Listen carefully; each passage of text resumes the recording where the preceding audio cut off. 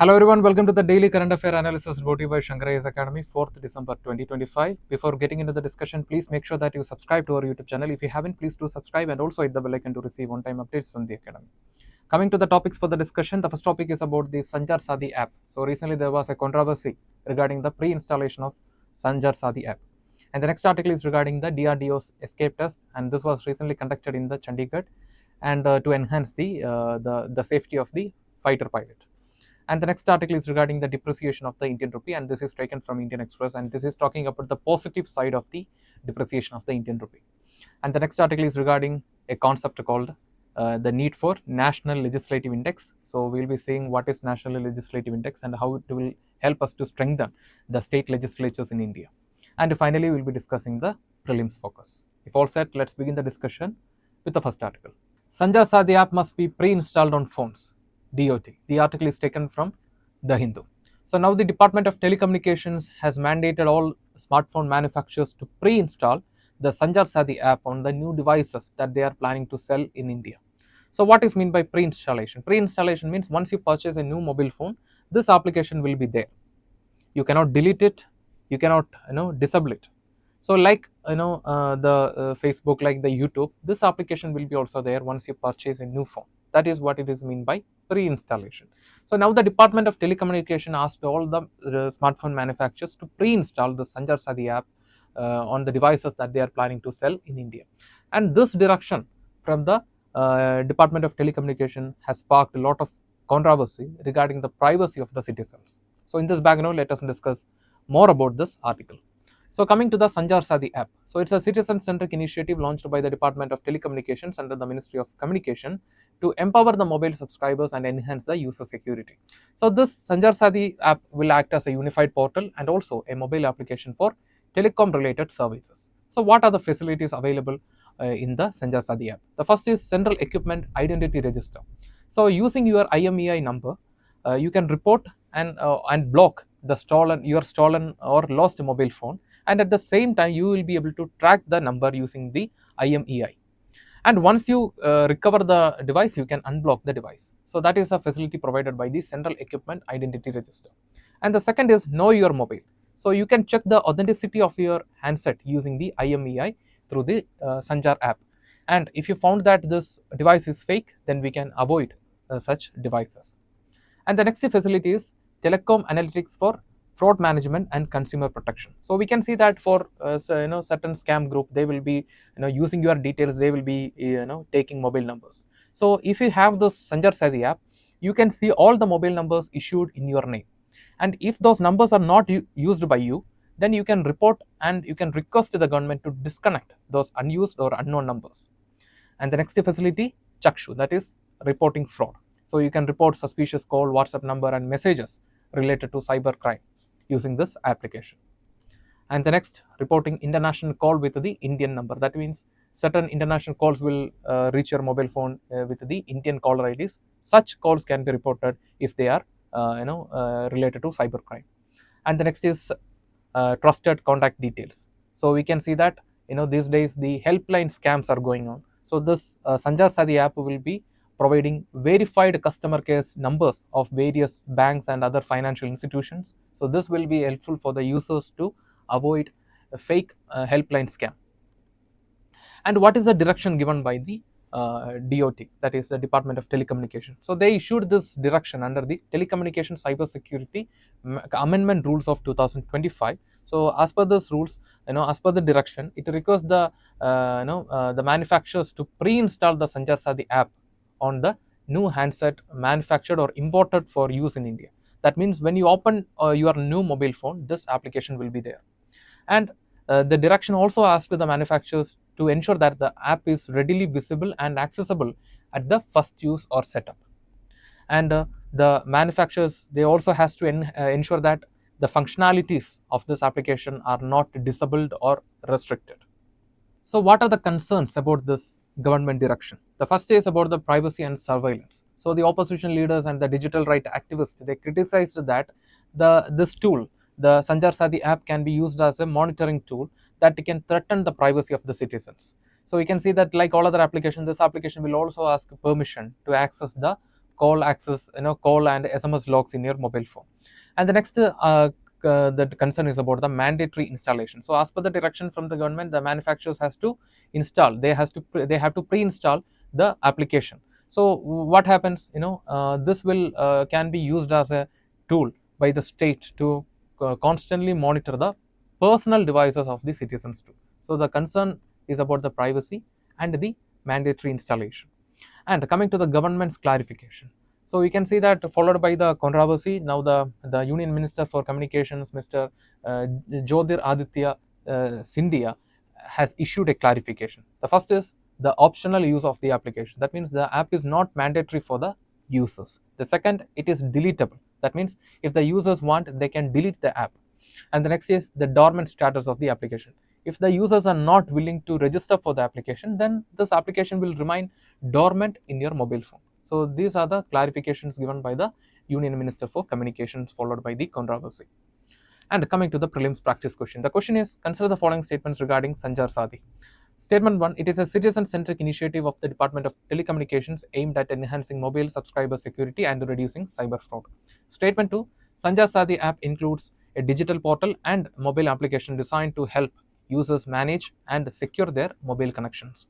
Which of the above statements is or are correct? Option A, 1 only, option B, 2 only, option C, both 1 and 2, and option D, neither 1 nor 2. So from our discussion, we can see that the correct answer is option C. Both the statements are correct. Let's check. With this, we will move to the next article. DRDO conducts a successful high-speed rocket sled test of a fighter aircraft escape system. The article is taken from Press Information Bureau.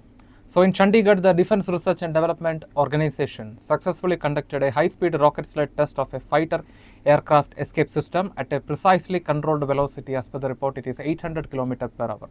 So in this background, let us discuss more about this test, and let's see how this test is going to enhance the safety of the fighter pilot. And coming to the test details, so it's a dynamic test to validate the essential components of an emergency escape chain in the fighter aircraft. That will be focusing on canopy severance and ejection sequencing and complete air crew recovery. And the test was conducted in the rail track rocket sled facility in the Terminal Ballistics Research Laboratory, which is located in Chandigarh.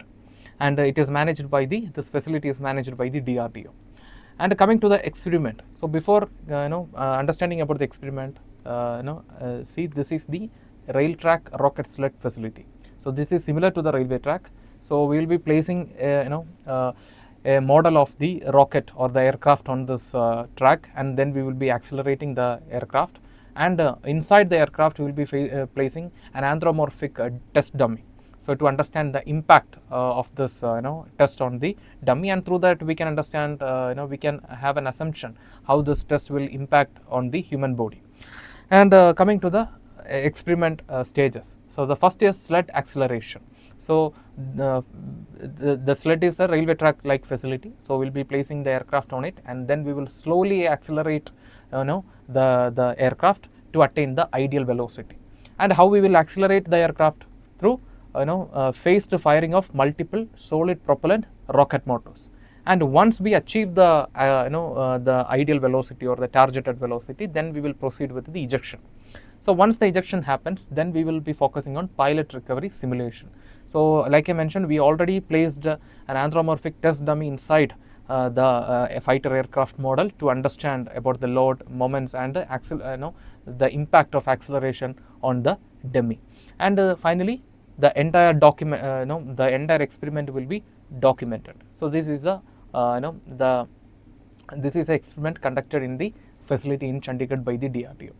And coming to the so this is a picture from the DRDO's test at the Terminal Ballistic Research Laboratory in Chandigarh.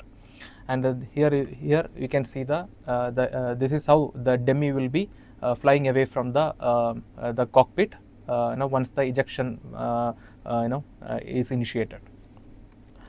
And coming to the agencies involved in the test. So the test was conducted under the collaboration of Aeronautical Development Agency and the Hindustan Aeronautics Limited.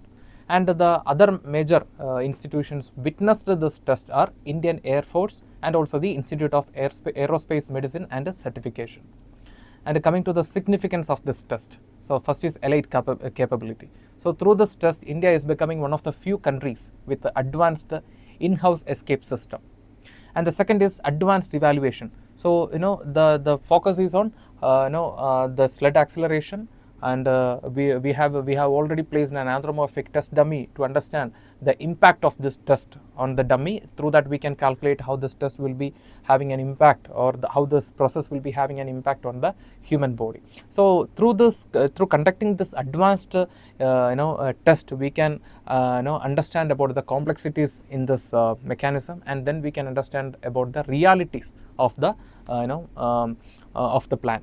And the next is the boosting of the idea, that is self-reliant. So we can see that the test is conducted by the India, and the entire mechanism, that means the entire test is indigenously, that means the components used in the test, everything is indigenously manufactured. So this is another step towards the self-reliance. And coming to the prelims practice question, the question is, with reference to Terminal Ballistic Research Laboratory, consider the following statements. Statement 1, it is working under the Defense Research and Development Organization. Statement 2, it is located in Maharashtra. Which of the statements given above is or are correct? Option A, 1 only, option B, 2 only, option C, both 1 and 2, and option D, neither 1 nor 2. So from our discussion, we can see that the Terminal Ballistic Research Facility, it is managed by the Defense Research and Development Organization. So therefore the statement 1 is correct, while the statement 2, it is incorrect, because the facility is located in Chandigarh, not in Maharashtra. So here the correct answer will be option A, 1 only. With this, we will move to the next article. Rupee has fallen, and that is not a bad thing. The article is taken from Indian Express. So whenever we hear about the depreciation of the rupee, we may have a slight concern. But this article from the newspaper Indian Express is talking about the positive side of the depreciation of the rupee. Let us discuss more. So if you take the trend, we can see that the real value is showing that the Indian rupee, the value of the Indian rupee has fallen from 108.1 in November 2024 to 97.5 in October 2025. And if the real value is above 100, it is showing the overvaluation of the currency, and if the real value is below 100, it is showing the undervaluation of the currency. And if you take the nominal depreciation also, we can see that the Indian rupee is getting weak against major currencies like United States dollar by 5.6%, and euro by 9.4%, and pound by 14.3%, and the Indian rupee is currently weak against the Japanese currency also. And if you take the estimation of the December 1st 2025, the rupee hit a lifetime low of nearly 90 rupees per dollar.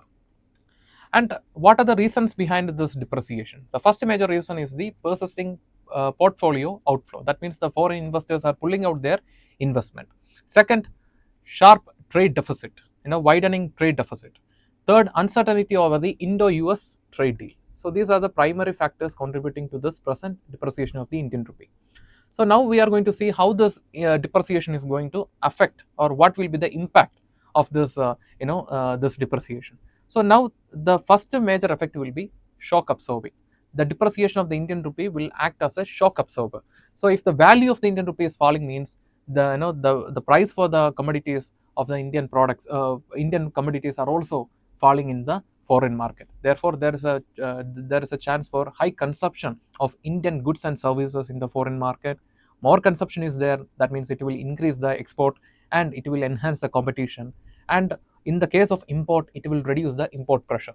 So one side, the depreciation will lead to more consumption of goods and services in the foreign market. Therefore, it will boost the export, and it will increase the competition. On other side, the depreciation of the Indian rupee will lead to reduced importing of goods, especially the import of the cheap Chinese goods. And through this, the domestic, the production of goods and services within the Indian economy will be protected, or the Indian goods and services or the domestic production will be protected. So one side, it will boost the export, it will boost the competition, because more consumption for the Indian goods in the foreign market. On other side, it will reduce the import pressure, and it will protect the domestic industries from cheap Chinese imports. And the next, it will address the trade deficit. If you take the trade deficit as of October 2025, it is standing around $41.7 billion.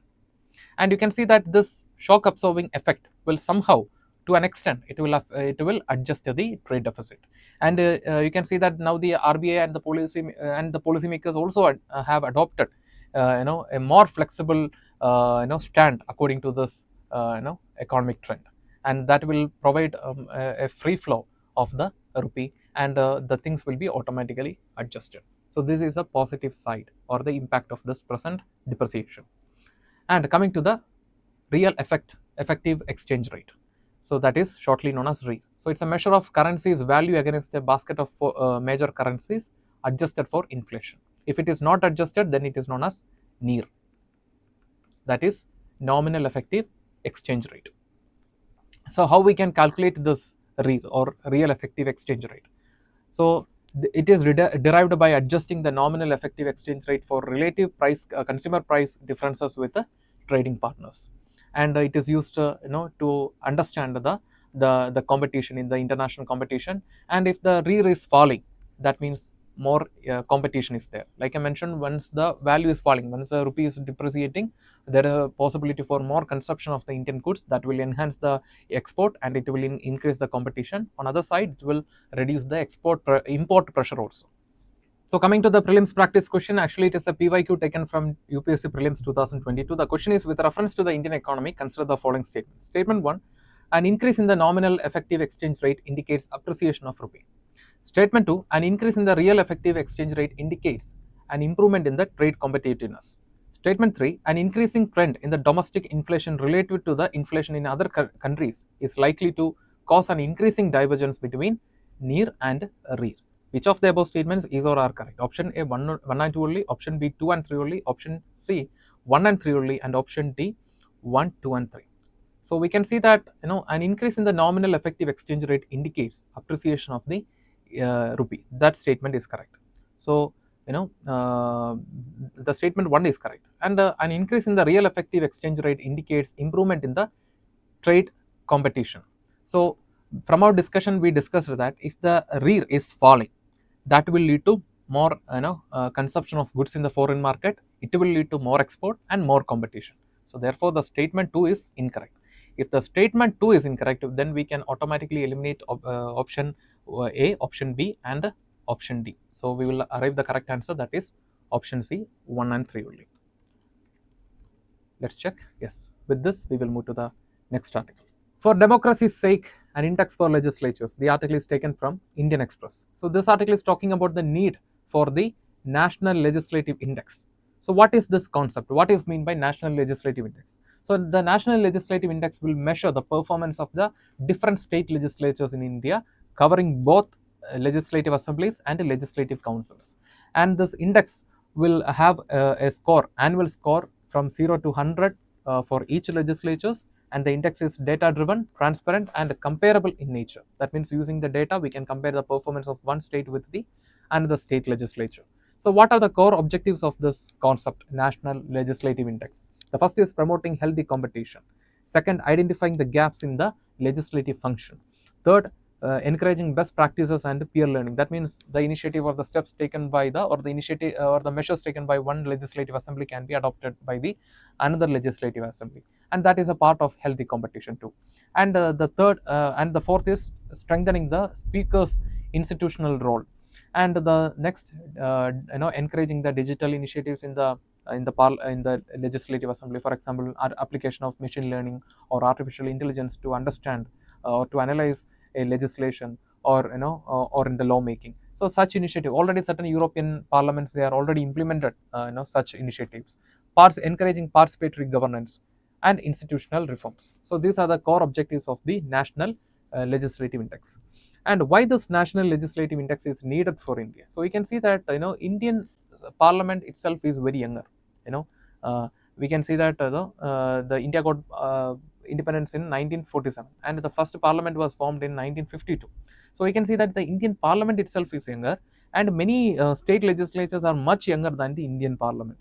Therefore, we have a lot of scope to improve, and this National Legislative Index will act as a benchmark for the development of the Indian state legislatures. And why this National Legislative Index is needed now? Because we can see that due to difference of opinion and due to conflict between different political parties, there is a frequent disruption of the assemblies, and this will affect the legislation. And you can see that as per the present estimation, the assemblies are meeting only 20 to 25 days per year on an average. And you can see that This, like I mentioned, this National Legislative Assembly will act as a benchmark for assessing the performance and productivity of the Indian legislatures. But what is the current scenario? We do not have a uniform mechanism to assess the legislative performance, and that gap will be filled by the National Legislative Index. And we can see that if you take the present scenario, we have only limited scope or limited way to understand more about the functioning of the legislatures. So we can see that beyond the Right to Information Act, we have only limited way to understand, the public has only limited way to access the functioning of the legislatures in India. So therefore, this National Legislative Index will reduce that gap also, and you can see that it will strengthen the trust of the public in such democratic institutions. So these are the major reasons why we need a National Legislative Index now. So what are the indicators that can be used to prepare this index? The first is number and duration of sitting in a legislature in a year. Percentage of bills referred to the committees, time taken to pass the bill by the legislature, hours spent on question hour and debate. You can see that the question hours and the debate are the major instruments that we have to regulate the executive in the legislature. Understanding or assessing the hours gone in disruption and the hours that became very productive.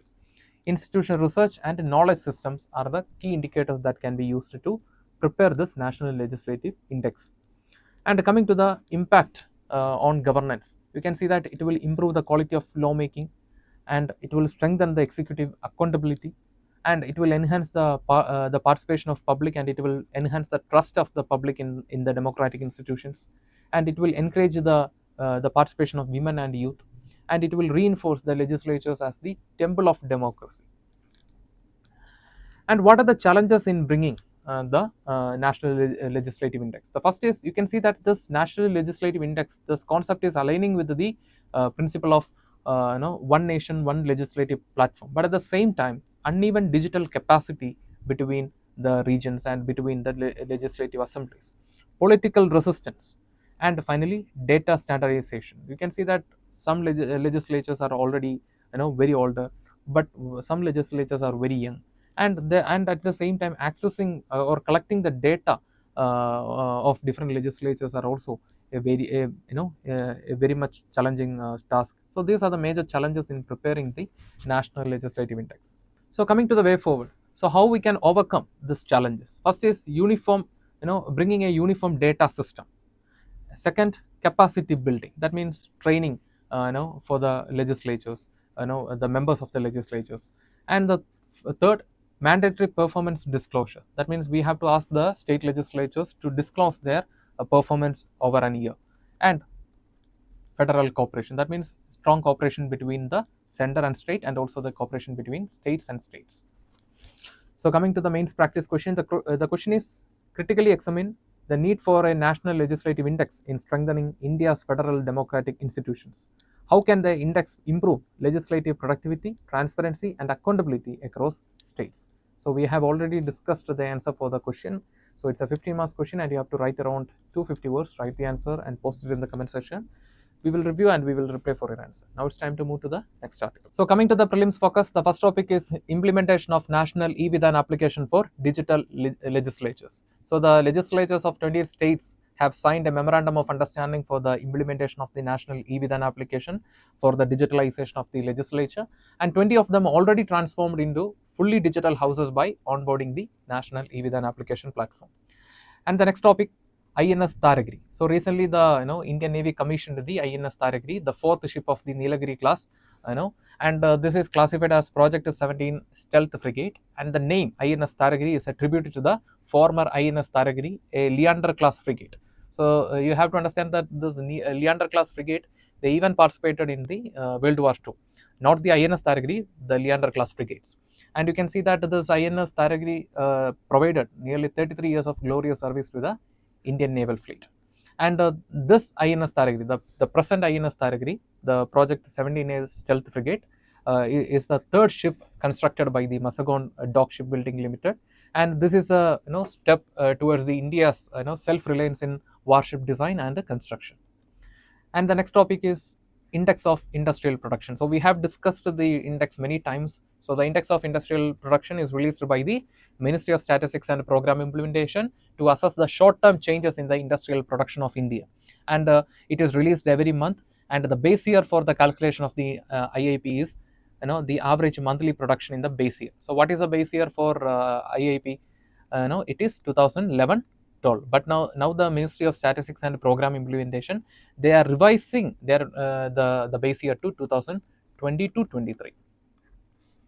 And why it is in the news? Because we can see that in October, in October 2025, the industrial growth in India slowed to 0.4%.